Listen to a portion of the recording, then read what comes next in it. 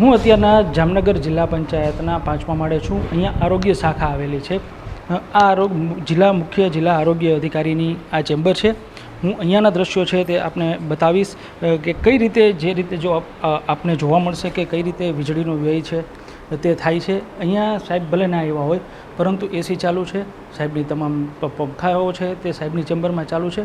આ મુખ્ય જિલ્લા આરોગ્ય અધિકારી છે, તેમની આ ચેમ્બર છે, તેમાં આ સ્થિતિ છે તે જોવા મળી રહી છે।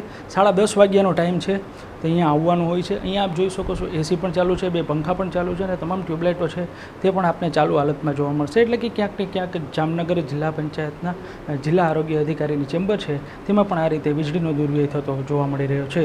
રવિ બુદ્ધદેવ, એબીપી અસ્મિતા, જામનગર।